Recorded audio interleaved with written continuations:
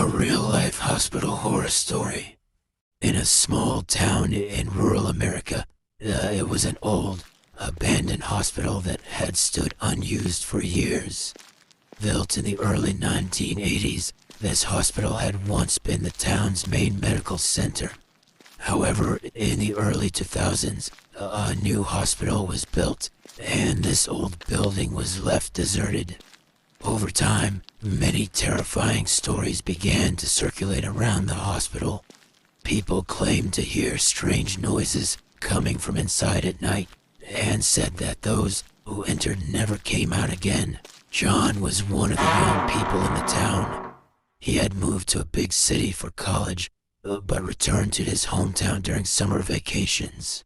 One evening, while hanging out with his friends, the conversation turned to the old hospital.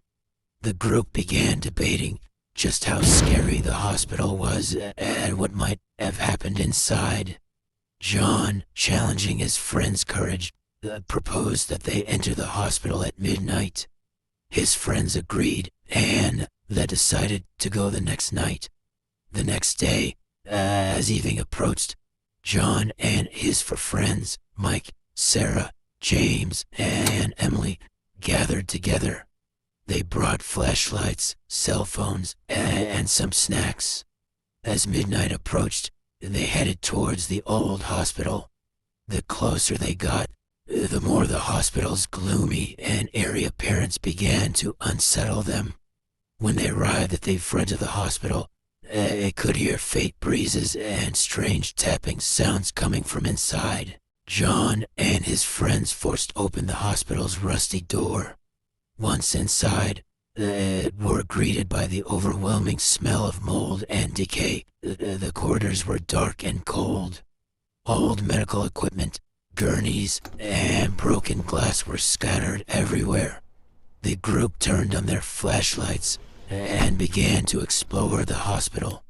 Initially, they saw only old objects and empty rooms. However, as they ventured deeper, they started to sense strange noises and shadows.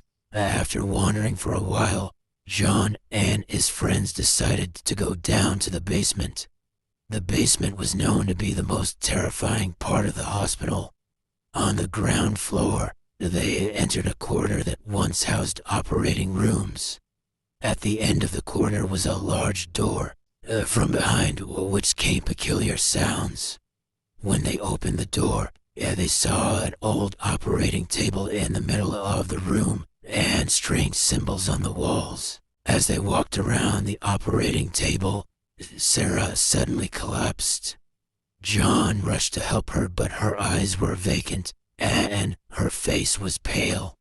When Sarah came to, she said she saw someone lying on the operating table, staring directly at her. The others thought Sarah was imagining things, but as they left the room, they saw a large bloodstain behind the door. This heightened the group's anxiety, and they decided to leave the hospital. The group started heading back the way they came to exit the hospital. However, as they wandered the corridors, they couldn't find their way out. Every corridor looked the same, and every turn seemed to bring them back to the same place. Panicking, John and his friends tried to stay together while searching for the exit.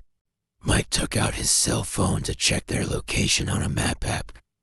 There was no signal. After wandering for a while longer, the group realized they had come to the old morgue. The morgue was the darkest and coldest part of the hospital. As they entered, a chill in the air greeted them, and whispers could be heard from every corner. In the middle of the room was a covered body bag. As they passed by the bag, they noticed something moving inside it. Encouraged by his friends, John decided to unzip the bag. As John slowly unzipped the bag, a strong odor and cold air emanated from it. When the zipper was fully open, they saw a decayed corpse inside. However, this corpse had its eyes open, staring at John, screaming. John and his friends backed away. At the same time, the room's door slammed shut, and the lights went out. In the darkness, the whispers from every corner grew louder. John and his friends tried to force the door open, but it wouldn't budge. While trying to open the door, they suddenly heard Sarah scream. She was lying unconscious in a corner. The others tried to lift Sarah, but her body was as cold as ice. Panicking, John took out his cell phone to use its light. The phone's light revealed strange symbols and bloody handprints on the wall. Meanwhile, Mike took out a knife from his pocket and began to cut the door hinges. After a great deal of effort, they managed to open the door and rushed outside. After exiting the hospital, John and his friends quickly returned to the town. Each was deeply affected by the terrifying experience. Sarah regained consciousness after leaving the hospital, but was left deeply traumatized by what had happened. John and his friends decided not to tell anyone about their experience, as no one would believe them. However, this terrifying ordeal changed their lives forever. The old hospital became an even more dreaded place among the townspeople, and no one dared to go there again. John and his friends tried to continue their lives after the incident.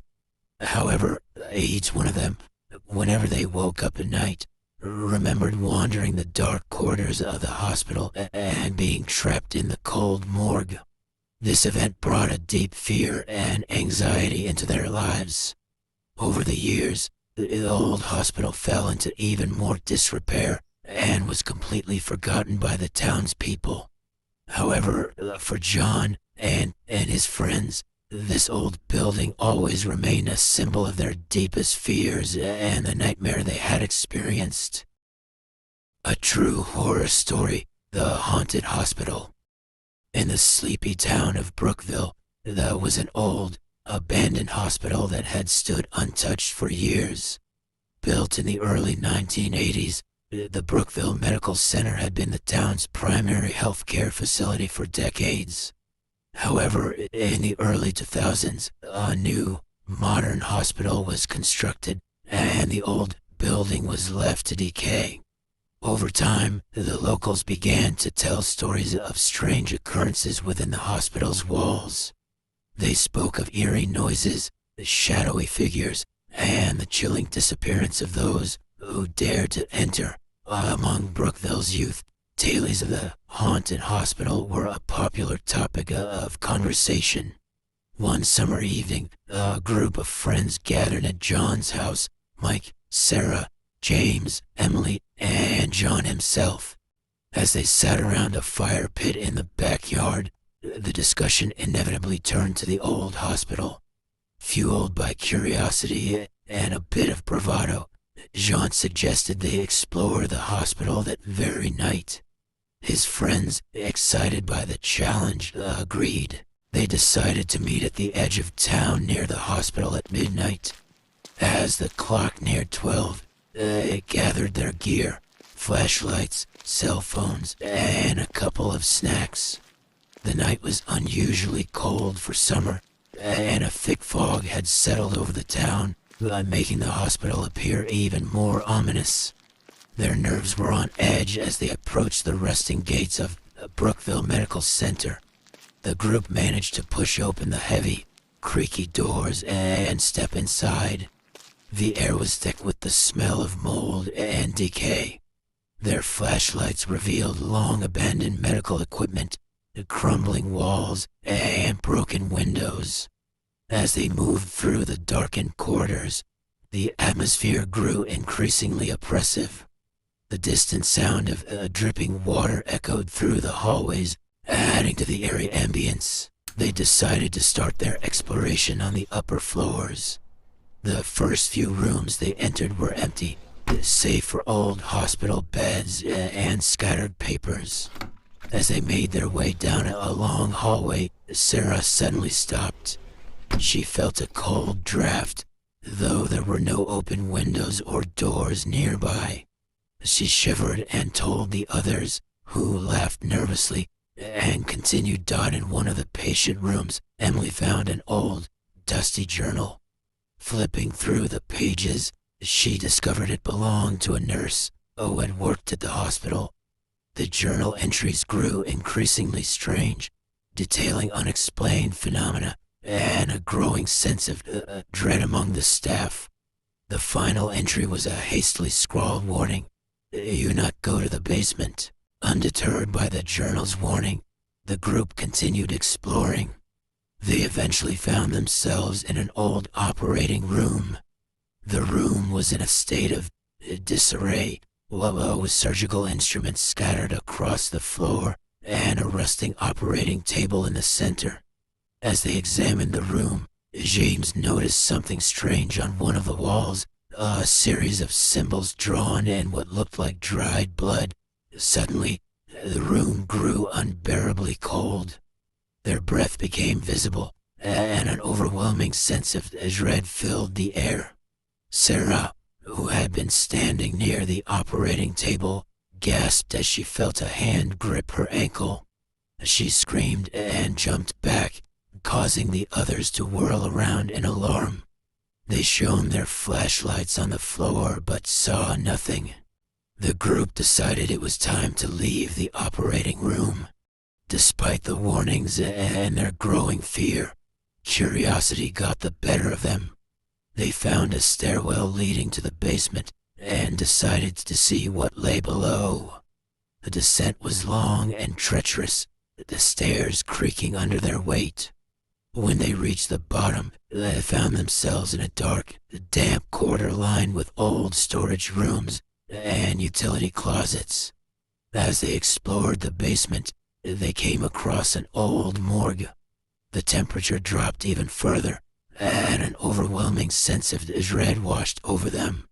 They hesitated at the entrance, but John, determined to face whatever was causing these strange occurrences, led the way inside. The morgue was even more unsettling than they had imagined. Steel drawers for storing bodies lined the walls, and an autopsy table sat in the center of the room. The group's flashlights flickered as they stepped inside, and a low, almost inaudible hum filled the air. As they approached the autopsy table, Mike noticed one of the drawers was slightly ajar. Summoning his courage, John pulled the drawer open. Inside was a decayed corpse, its eyes wide open and its mouth twisted into a grotesque grin. As they stared in horror, the room was suddenly filled with the sound of whispering voices. The group backed away from the drawer, their fear palpable. Sarah, who had been closest to the table, felt a cold breath on her neck and turned around to see a shadowy figure standing behind her. She screamed and bolted for the door, the others following close behind. As they fled the morgue, the whispers grew louder, echoing through the basement corridors. Panicked and disoriented, the group found themselves running through a maze of identical-looking hallways. Every turn seemed to lead them back to the same place, and their flashlights flickered and dimmed. The hospital seemed to be alive, its very walls pulsing with malevolent energy. Emily tripped and fell, scraping her knee. James helped her up, but the delay had separated them from the others. As they tried to find their way back, they heard John and Mike calling out from somewhere nearby. Following the sounds of their voices, they eventually reunited, but the sense of dread had only intensified. As they regrouped, they heard a loud, metallic clang echoing from deeper within the basement. Reluctantly, they followed these sounds to a large, heavy door-marked boiler room. The door was slightly ajar, and a flickering light could be seen inside. With no other options, they pushed the door open and stepped inside. The boiler room was a chaotic mess of old machinery and tangled pipes. In the center of the room stood a figure, its back turned to them. The figure slowly turned around, revealing a grotesque, deformed face. It was the same entity from the morgue, now standing before them in the flesh. The room filled with a deafening roar as the machinery sprang to life and the figure lunged at them. John, thinking quickly, grabbed a heavy wrench from a nearby table and swung it at the figure. It connected with a sickening thud, and the figure stumbled back. The group took this opportunity to make a run for the door. They sprinted down the corridor, the sounds of the entity's pursuit echoing behind them. As they reached the stairs, they heard the door slam shut behind them, trapping the entity in the boiler room. They raced up the stairs, not daring to look back. When they finally reached the main floor, they burst through the front doors and into the night. Breathless and shaken, the group made their way back to John's house. They were covered in dust and grime, and their minds were racing with the horrors they had witnessed. They agreed not to speak of what had happened, fearing no one would believe them. That night, none of them could sleep, haunted by the memories of the old hospital. In the days that followed, the group tried to return to their normal lives. However, the events of that night had left a lasting mark on each of them. John found himself unable to concentrate, constantly looking over his shoulder. Sarah was plagued by nightmares, waking up in a cold sweat each night. Mike, James, and Emily each dealt with their own lingering fears, unable to shake the feeling that they were being watched. The old hospital remained abandoned, its dark secrets hidden within its decaying walls. The townspeople continued to tell stories of the haunted hospital, unaware of the true horrors that lay within. For John and his friends, the memory of that night would forever be etched in their minds, a chilling reminder of the malevolent forces that lurked in the shadows. As years passed, the hospital fell further into disrepair, becoming a forgotten relic of the past. But for those who had faced its horrors, it would always be a place of fear and darkness, a place where the line between the living and the dead was frighteningly thin. Beginning the Silent Hospital. It was a hot summer night in Atlanta. The corridors of the city hospital were silent and dark after midnight. Nurses and doctors on the night shift were walking through the halls with tired steps, handling emergencies. This night was a tough one for Melissa, a new nurse who had just started at the hospital. She didn't know much about the hospital's past, only hearing a few scary stories from some of the older nurses. Melissa was assigned to the maternity ward. Her job was to check on the newborn babies and help their mothers. As she walked through the quiet corridors, she heard a faint crying sound in the distance. It sounded like a baby crying. There was something strange about it. She turned to her colleague Rebecca in the nurse's station and asked, "Rebecca, did you hear a baby crying?" Rebecca looked up from her computer screen at Melissa. "No, I didn't hear anything. Maybe you're imagining things." Melissa walked towards the room where the crying sound was coming from. It was an empty delivery room. She opened the door, but there was no one inside. Still, as she approached the cradle in the middle of the room, the crying sound became more distinct. Melissa looked into the cradle. It was empty. As she tried to make sense of this abnormal situation, the door suddenly slammed shut. Her heart started pounding. She walked to the door to open it. It was stuck. When Rebecca noticed that Melissa hadn't returned for a while, she went out into the corridor to check on her. She found Melissa at the door of the empty room. "Melissa, are you okay?" she asked. Melissa was covered in sweat and out of breath. "There's something in this room, Rebecca." It looked empty, but I heard a baby crying and the door slammed shut on its own. Taking Melissa's account seriously, Rebecca decided to examine the hospital's old records. Years ago, a tragic incident had occurred in the same room. In the 1980s, A young woman had complications during childbirth here, and her baby died immediately after birth. The woman had also passed away a few days later. After the incident, there were rumors of hearing baby cries from the room frequently. However, over time, these stories were forgotten, and the room continued to be used as a regular delivery room. Upon learning this story, Melissa and Rebecca decided not to let it go. They returned to the same room during their night shift to figure out what was happening. Rebecca accompanied Melissa with the old case files in hand. When they entered the room, the air suddenly turned cold. The monitors next to the cradle started working, displaying random lines on the screen. Melissa and Rebecca felt that something was very wrong. At that moment, a shadow appeared behind the door. The silhouette of a young woman was visible in the shadow.